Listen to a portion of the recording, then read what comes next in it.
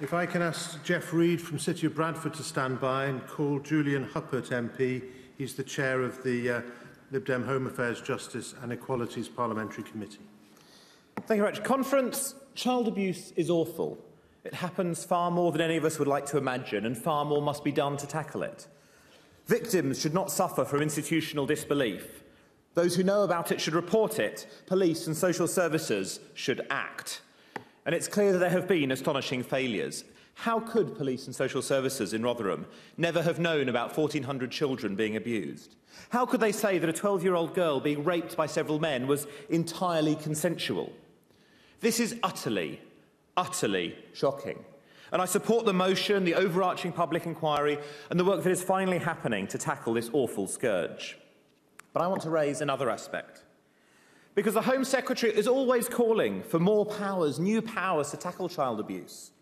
She talks quite rightly about how awful it is, but then she goes on to say that she needs to have more powers to keep track of every website that we go to, saying this is essential to protect children.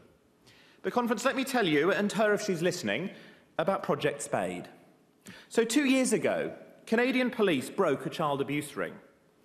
386 children were released, and they managed to get the lists of those people who were buying these awful images. 2,345 people in the UK had bought this stuff, and their details were passed on to CEOP, the core police agency dealing with these issues, now part of the National Crime Agency. And what did they do with them? Nothing. Nothing at all for 16 months, until an international press conference with arrests everywhere else in the world made them have a look.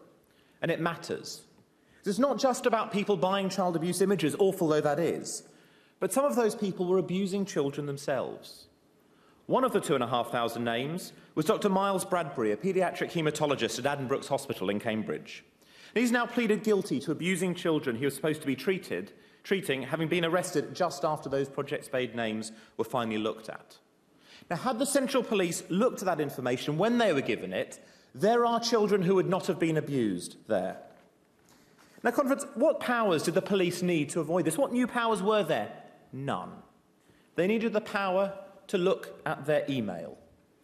So let me say to the Home Secretary, what would you say to the families of children who were abused because your quest for more powers took the priority over getting the basics right?